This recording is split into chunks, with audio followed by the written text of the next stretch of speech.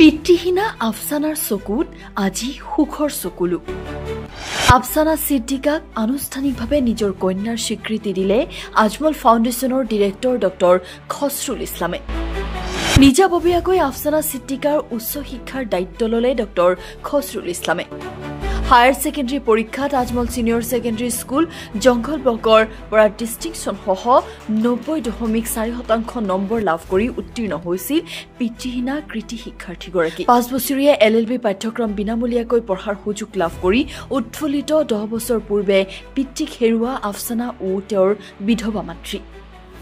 হয়, পিতৃহীনা এইগৰাকী আফছানা সিদ্দিকাই এইবাৰৰ হায়াৰ ছেকেণ্ডাৰী পৰীক্ষাৰ কলা শাখাত ডিষ্টিংশ্যনসহ 90.4% নম্বৰেৰে উত্তীৰ্ণ হৈ নিজৰ অঞ্চললৈ গৌৰৱ কঢ়িয়াই আনিছিল।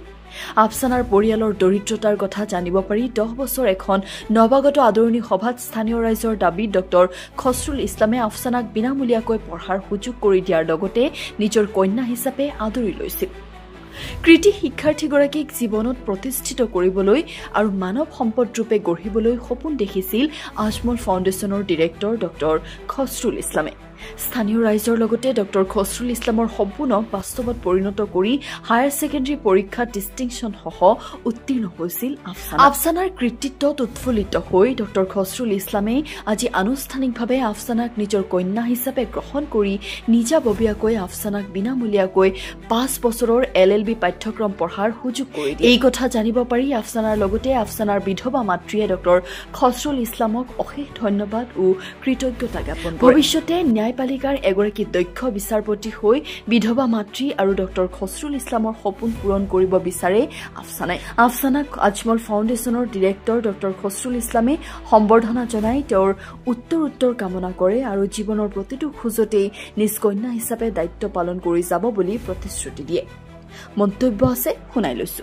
এইবাৰৰ হায়াৰ ছেকেণ্ডাৰী এক্সামিনেশ্যনৰ যিটো ৰিজাল্ট অলপতে হৈছে তাত আমাৰ আজমল ছিনিয়ৰ ছেকেণ্ডাৰী স্কুল জংঘল ব্লকৰ পৰা আৰ্টছত 90.4% লৈ পেলাই আফছানা সিদ্দিকাই সেই অঞ্চলখনত হায়েষ্ট পাৰ্চেণ্টেজ লৈ তাই আমাৰ সকলো কাৰণে গৌৰৱ কঢ়িয়াই আনিছে।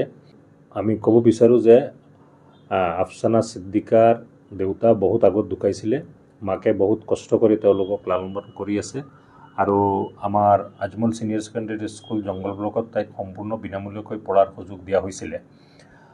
যেতিয়া সেই স্কুলখনৰ ষ্টুডেণ্টৰ কাৰণে ফেয়াৰৱেল পতা হৈছিলে, মই আৰু আমাৰ আজমল গ্ৰুপ অফ ইনষ্টিটিউশ্যনৰ project head captain Pillai sir গৈছিলোঁ তাতে, আৰু তাতে গোটেই অঞ্চলৰ মানুহৰ পৰা ৰিকুৱেষ্ট আহিছিলে যে আফছানা সিদ্দিকাক মই ছোৱালী হিচাপত গ্ৰহণ কৰিব লাগে আৰু তাইৰ যিমান পঢ়া শুনাৰ দায়িত্ব মই ল'ব লাগে। আৰু সেইদিনা তাইৰ মানে যিখিনি বেকগ্ৰাউণ্ড শুনি পেলাই মই যথেষ্ট আৱেগিক হৈছিলোঁ আৰু তাইক মোৰ নিজৰ ছোৱালী হিচাপত মই গ্ৰহণ কৰিছোঁ আৰু তাইৰ পঢ়া শুনাৰ দায়িত্ব ইনশাল্লাহ মই লৈছোঁ। আগত যি পঢ়িব বিচাৰে সেই তাৰ পঢ়া শুনাৰ যিখিনি খা খৰচ আহিব সেইখিনি মোৰ ফালৰ পৰা আগবঢ়াম আৰু তাইৰ যিটো মেধা আৰু যিটো পঢ়া শুনাৰ প্ৰতি তাইৰ যিটো হেঁপাহ সেইটোৱে যথেষ্ট এনকাৰেজিং আৰু মই বিশেষভাৱে আশা কৰিছোঁ তাই জীৱনত কিবা এটা ভাল কৰিব। এতিয়া তাই বিভিন্ন ধৰণৰ ছাবজেক্ট আছে, যেনেকৈ আমাৰ ইয়াতে BA ইণ্টিগ্ৰেটেড IASৰ কাৰণে প্ৰগ্ৰাম আছে বা BA LLB প্ৰগ্ৰাম আছে। তাৰ মাজত যিটো দিশত তাই ভাল লাগে সেই দিশতে পঢ়া শুনা কৰিব আৰু তাৰ কাৰণে মই ব্যক্তিগতভাৱে যিখিনি সহায় সহযোগিতা কৰিব লাগে ইনশাল্লাহ কৰি যাম। আসসালামু আলাইকুম, নমস্কাৰ। মই এইবাৰ HS ফাইনেল এক্সামত 90.04%ৰে উত্তীৰ্ণ হৈছোঁ আৰু জংঘল block Ajmal senior secondary school জংঘল ব্লকৰ বাবে এটা সুনাম কঢ়িয়াই আনিছোঁ। গতিকে মই আজমল পৰিয়াল আৰু আমাৰ জংঘল ব্লকৰ সকলো শিক্ষাগুৰুসকল আৰু সকলো গণ্যমান্য ব্যক্তিক অশেষ ধন্যবাদ দিব বিচাৰিছোঁ, কাৰণ তেওঁলোকে মোক বহুতখিনি ছাপোৰ্ট কৰিছে, সহায় সহযোগিতা কৰিছে, মটিভেশ্যন কৰিছে। সেইকাৰণে মই এইটো ৰিজাল্ট কৰিব পাৰিছোঁ আৰু আমাৰ জংঘল ব্লক আজমল ছিনিয়ৰ ছেকেণ্ডাৰী স্কুলখনে পুনৰবাৰ আকৌ এখন ইতিহাস ৰচনা কৰিবলৈ সক্ষম হৈছে। গতিকে মই বহুতো গৌৰৱান্বিত হৈছোঁ। লগতে আমাৰ ট্ৰাষ্টি মৌলানা বদৰুদ্দিন আজমল চাহাব, লগতে আমাৰ ডাইৰেক্টৰ ছাৰ খছৰুল ইছলাম ছাৰক মই যথেষ্ট ধন্যবাদ জ্ঞাপন কৰিছোঁ, কাৰণ তেওঁলোকে মোক সম্পূৰ্ণ কনচেশ্যনত 11-12 দুয়োটা ক্লাছ পঢ়াইছে।